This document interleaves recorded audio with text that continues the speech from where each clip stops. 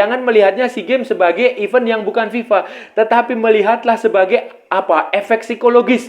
Karena beban yang ada di pemain Indonesia ini sekarang sudah lepas. Kutukan sudah hilang, dan ke depan saya percaya Indonesia akan bermain jauh lebih bagus dan mendapatkan banyak piala lagi. Dan ini sebagai titik awal dari kebangkitan sepak bola Indonesia.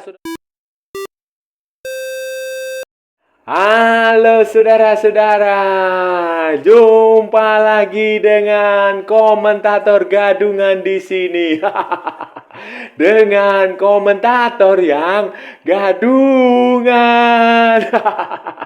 Seperti biasa saudara-saudara, kalau kita sudah bertemu, pasti akan ada yang kita bicarakan, akan ada yang kita bahas, baik yang bermanfaat maupun yang tidak bermanfaat, baik yang berguna maupun yang tidak berguna, baik yang serius maupun yang hanya bercanda. Bebas saudara-saudara, bebas. Yang penting sopan. Hari ini saudara-saudara, hari ini kita akan membahas tentang kemenangan timnas Indonesia U22 di final SEA Games 2023 melawan Thailand. Waduh, ini keren saudara-saudara, keren. Penantian 32 tahun untuk menjadi juara, untuk mendapatkan medali emas itu akhirnya terbayar melalui sebuah pertarungan yang saya rasa ini pertarungan yang gila. Gila sekali saudara, gila. Bayangin, sejak menit pertama sampai perpanjangan waktu saudara-saudara, skor akhirnya 5-2, tetapi banyak drama di situ. Banjir kartu merah, kartu kuning. Wasitnya sampai selesai. Dan yang jangan lupa, ada tawuran saudara-saudara, ada perkelahian massal. Untung aja tidak dibekali dengan AK-47 atau M16. Bisa terjadi pertumpahan darah itu.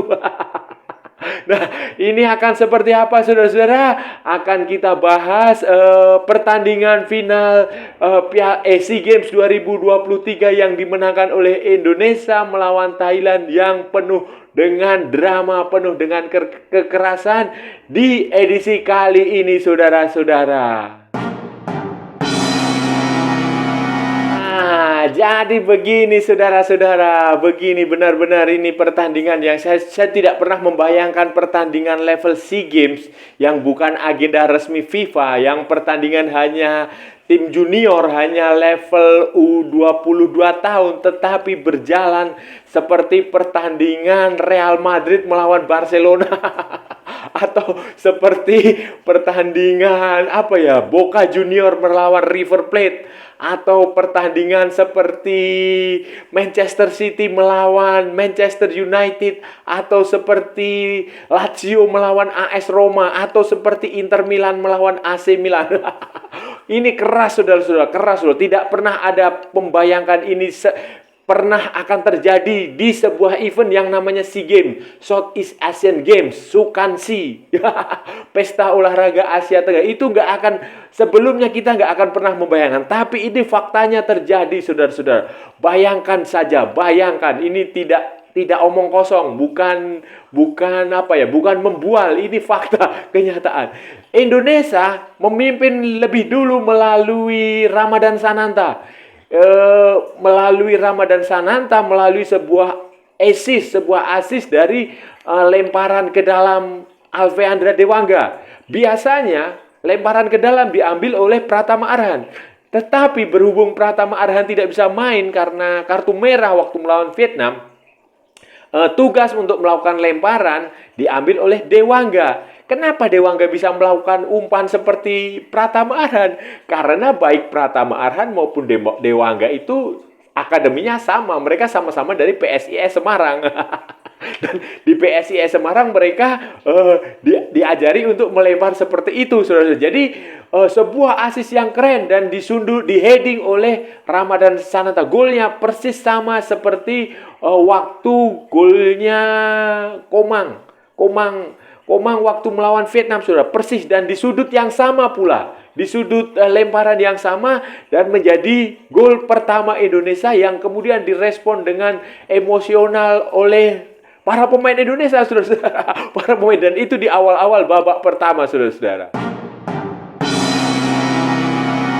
Setelah gol pertama dari Ramadan Sananta yang memanfaatkan lemparan ke dalam, throw in gila dari Alveandra Dewangga, Indonesia kemudian unggul 2-0 di kalau nggak salah itu setelah cooling break di pertengahan pokoknya di babak akhir bukan di jelang akhir babak pertama itu sebuah, ya entah itu ada perdebatan di situ apakah itu bola fair play ball atau drop ball, tapi itu tampaknya drop ball, dan kalau drop ball berarti itu legal, itu sah ketika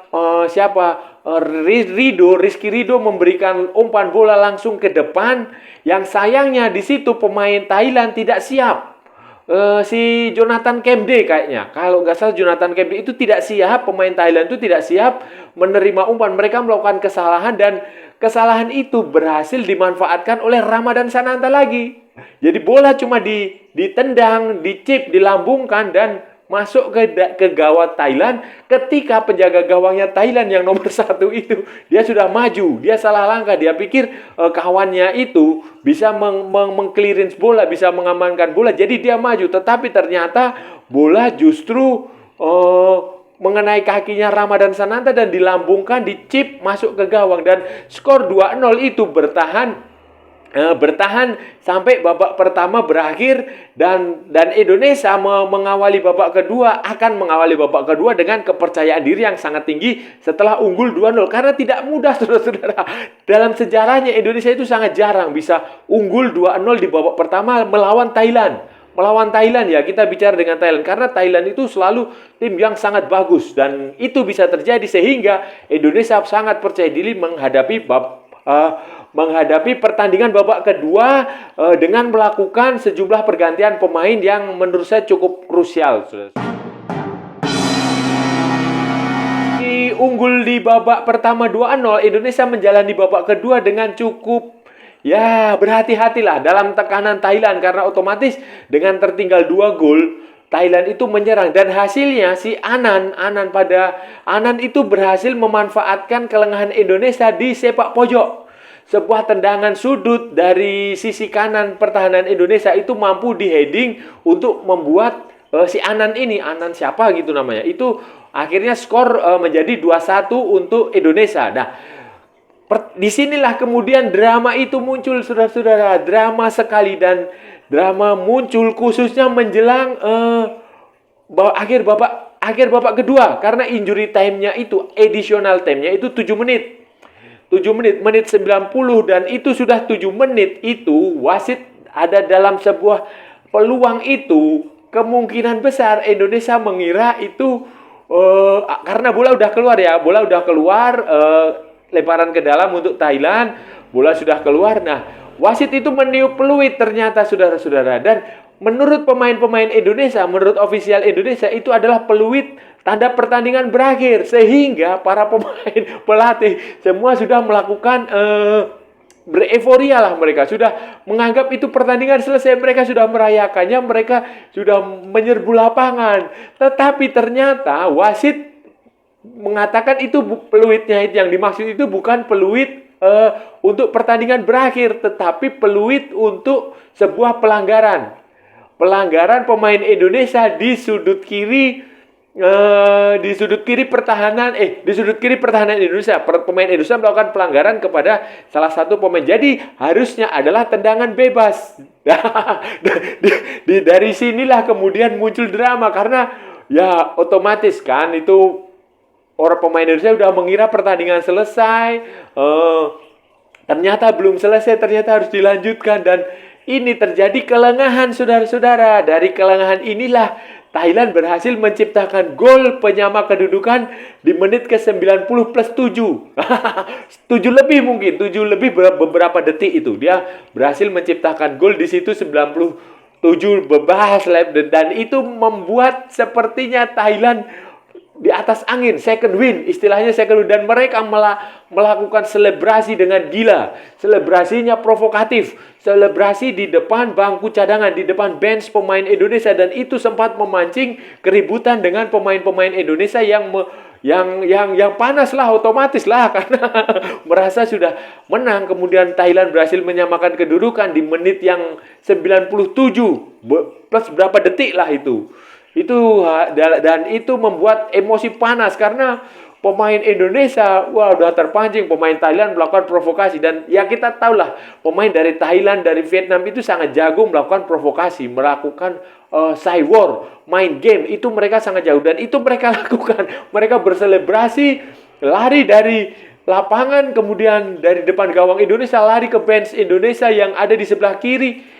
Dan itu membuat suasananya semakin panas, saudara. Dan skor 2-2 bertahan, kemudian terjadi perpanjangan waktu extra time. Wasit sesuai aturan. Saya nggak tahu ya kenapa extra time. Padahal waktu SEA Games 2021, kalau saudara ingat, itu adalah ketika 90 menit imbang, itu langsung adu penalti. Penalti kick. Tapi kenapa di SEA Games kali ini terjadi perpanjangan waktu? Saya nggak tahu ya, mungkin itu peraturan dan itu terjadi benar-benar membuat pertandingan Indonesia melawan Thailand ini benar-benar seperti drama, seperti benar-benar seperti final Piala Dunia, seperti final Liga Champion, seperti pertandingan Argentina melawan Prancis waktu di Qatar tempo hari, atau waktu Argentina melawan Belanda yang panas sekali.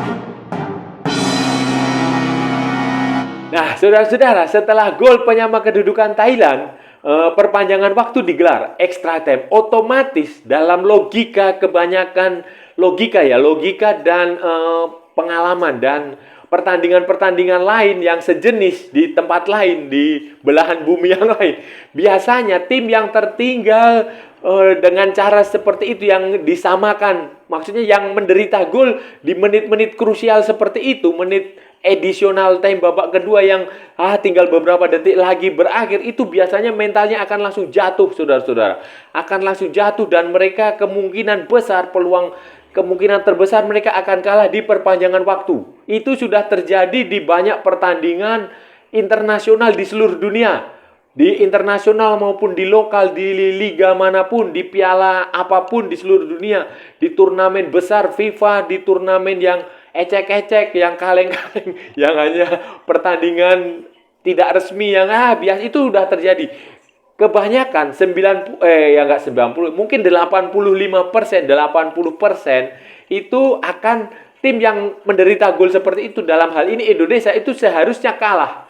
Seharusnya kalah karena mental mereka akan jatuh, mental mereka akan down, dan di perpanjangan waktu biasanya mereka akan menderita lebih banyak. Tetapi saudara-saudara, faktanya Indonesia justru mampu mencetak gol melalui Irfan Jauhari. Dan menurut saya, saudara-saudara, menurut saya itu adalah kunci kebangkitan Indonesia. Kunci Indonesia memenangkan pertandingan itu golnya Irfan Jauhari itu. Menit ke 90 berapa ya? Perpanjangan waktu di menit kedua.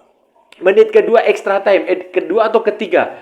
Itu sebuah gol yang menurut saya akan menjadi kunci kemenangan Indonesia dan sangat vital. Dan sayangnya gol ini direspon dengan negatif oleh Thailand. Bangku cadangan Thailand, bench cadangan, pemain yang ada di bench Thailand itu langsung menyerbu benchnya Indonesia dan mereka terlihat perkelahian di situ. Mereka memukuli, kalau nggak salah itu manajernya, Pak Sumarji, itu dia anggota polisi, Kombes kalau nggak salah, komisaris besar polisi. Dipukuli oleh pemain Thailand dan itu sempat memicu kerusuhan. Termasuk termasuk si Komang Teguh itu sampai terpancing emosinya dan berkelahi dengan kipernya Thailand. Dan itu membuat situasi sempat memanas. Pertandingan sempat terhenti selama beberapa menit sebelum wasit akhirnya pengadil lapangan itu dari Oman kalau nggak salah, atau pokoknya dari Timur Tengah itu mengeluarkan kartu merah untuk Komang, untuk kiper Thailand. Kemudian untuk bangku cadangan Thailand itu ada 2, kemudian dari bangku cadangan Indonesia itu ada 1. Itu. Jadi setelah pertandingan itu dilanjutkan dengan 10 melawan 10, saudara-saudara. Saudara-saudara, 10 melawan 10 itu setelah kerusuhan itu, setelah perkelahian massal, setelah tawuran, setelah bentrok massal itu menjadi kunci. Dan itu ternyata justru membuat Indonesia semakin unggul. Dengan 10 pemain Indonesia dengan kondisi fisik yang bagus, apalagi kemudian Indra Safri memainkan Beckham Putra Nugraha di babak kedua. Itu membuat permainan Indonesia semakin hidup. Maksudnya itu kondisi fisiknya tetap terjaga. Indonesia tetap menyerang, sementara Thailand tampak sudah kehabisan nafas. Kemudian si Fajar Fatur Rahman mencetak gol keempat, jadi 4-2. Kemudian si siapa lagi tuh? Jonathan Kemde mendapat kartu merah. Jadi Thailand bermain dengan 9 pemain, Indonesia bermain 10 pemain. Kemudian ada lagi satu pemain Thailand yang cedera, tidak bisa melanjutkan pertandingan. Jadi mereka ada di lapangan itu kalau nggak salah 8 orang.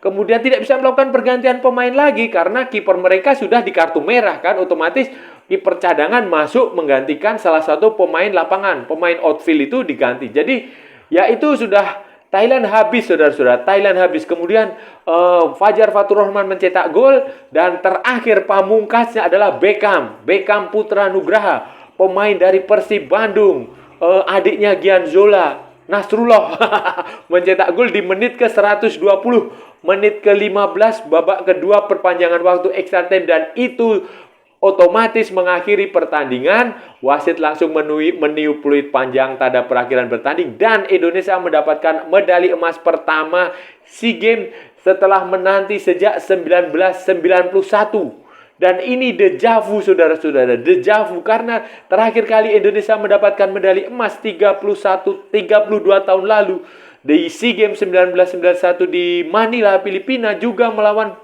Thailand. Bedanya waktu itu adalah adu penalti, saudara-saudara.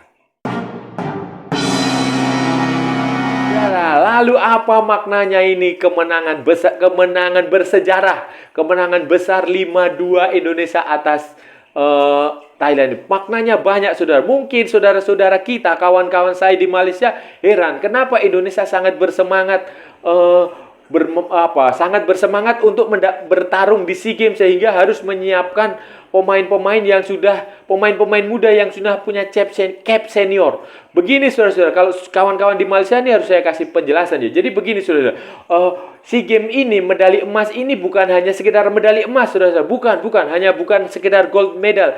Ini semacam semacam batu pijakan, semacam batu loncatan, semacam titik awal Indonesia untuk lari, titik awal kebangkitan sepak bola Indonesia. Karena kalau saudara-saudara, kawan-kawan saya di Malaysia harus tahu, konteks di Indonesia adalah Indonesia ini selalu menjadi runner up.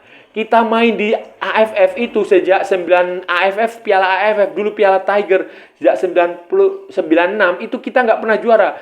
Kita selalu runner up, ketemu Singapura kita jadi runner up, melawan Malaysia kita jadi runner up, melawan Thailand apalagi kita jadi runner up. Yang paling sering melawan Thailand. Main di Jakarta kita jadi runner up, main di Bangkok kita jadi runner up, main di Singapura kita jadi runner up, main di Kuala Lumpur kita jadi runner up. Jadi itu semuanya runner up. Bukan hanya di Piala AFF, di SEA Games itu juga kita runner up, saudara-saudara. Tahun 1997 kita runner up, tahun 2011 kita runner up, 2013 kita runner up, 2019 kita runner up. Jadi bagi Indonesia, medali emas ini walaupun bukan event resmi FIFA, kita sangat bersemangat untuk itu. Jadi ini akan menjadi titik balik kebangkitan sepak bola Indonesia, sepak bola nasional. Jadi semacam semacam kita menghapus kutukan, semacam sebuah tirai gelap itu kita buka untuk menuju ke sebuah cahaya yang akan jauh lebih terang di depan. Nah, ini pentingnya SEA Games, pentingnya Indonesia mendapatkan medali emas SEA Games. Dan jangan heran, saudara-saudara, kawan-kawan saya di Malaysia atau siapa saja yang nonton channel ini, kemungkinan besar nanti ke depan Indonesia akan langkahnya akan mudah, akan semakin dimudahkan karena beban itu sudah hilang.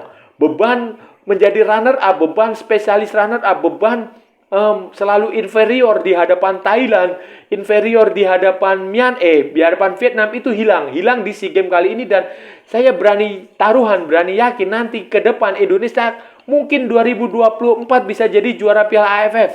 Mungkin nanti ketika Piala Asia 2023 Indonesia bisa mengalahkan Vietnam, bisa lolos dari fase grup. Dan ini akan menjadi kunci, dan ini akan menjadi ya titik balik, titik awal dari kebangkitan sepak bola Indonesia yang tampaknya akan bukan lagi mimpi, bukan lagi angan-angan, dan ini akan terjadi dalam waktu yang Ya mungkin tahun-tahun inilah, setahun 2 tahun ke depan ini, baik di level junior, level senior, karena khususnya di level senior ya, level senior, karena di junior kita sudah juara Piala AFF U19, kita juga juara Piala AFF U16, kita ikut Piala Asia U17, kita ikut Piala Asia U20, kita juara Piala AFF U20. Sekarang tinggal senior, dan ini kemenangan di SEA Games ini akan menjadi momentum yang sangat baik bagi sepak bola Indonesia di tim nasional untuk melangkah ke jauh yang lebih baik, saudara-saudara. Nah, itu tadi pembahasan kita hari ini, saudara-saudara. Kita bicara yang sangat serius, yang sangat penting, yang sangat baik, yang sangat tidak bercanda kita, saudara. Dan kita sudah bicara tentang itu tadi, tim nasional Indonesia U22 kemenangan di SEA Games 2023 atas Thailand yang sangat bermakna. Jangan memaknai ini sebatas kepingan emas, kepingan medali emas. Jangan pula menganggap ini, wow, ini kan bukan agenda resmi FIFA. Bukan, jangan seperti itu. Tapi berpikirlah bahwa ini adalah kemenangan ini akan menjadi awal, akan menjadi langkah ke depan Indonesia. Masa depan sepak bola Indonesia akan cerah karena beban para pemain Indonesia itu sudah lepas. Kutukan yang selama ini menghantui itu sudah hilang, sudah musnah dengan kemenangan atas Thailand. Ini membuktikan bahwa Indonesia itu bisa mengalahkan Thailand, saudara-saudara. Indonesia bisa mengalahkan Vietnam. Indonesia bisa menjadi juara. Indonesia bisa mendapatkan prestasi yang cukup bagus, setidaknya di level Asia Tenggara. Dan ke depan tugas akan semakin berat. Masih ada Piala Asia, masih ada Piala AFF tahun depan, masih ada SEA Games lagi yang edisi berikutnya, masih ada FIFA Matchday yang harus kita menangkan untuk menaikkan peringkat Indonesia di FIFA. Dan semoga ini akan menjadi membuka gerbang gelap, membuka tabir gelap sepak bola Indonesia ke depannya akan menjadi jauh lebih baik, saudara-saudara. Dan saya rasa sudah cukup ya, saudara-saudara. Kalau ada salah-salah ya mohon maaf, namanya juga gadungan, tetapi kalau benar itu sebuah kebenaran. Kalau saudara-saudara merasa channel ini bermanfaat, silahkan like, share, and subscribe. Tapi kalau saudara merasa tidak berguna, silahkan abaikan saja. Skip, jangan direport, kasihan saya.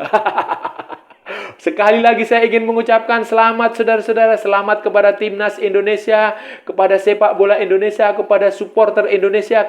Terima kasih kepada para pemain, kepada pelatih, kepada semua ofisial yang telah berjuang mengharumkan nama Indonesia di SEA Games 2023. Oke, saudara-saudara, sampai bertemu lagi di edisi berikutnya. Salam olahraga dan merdeka!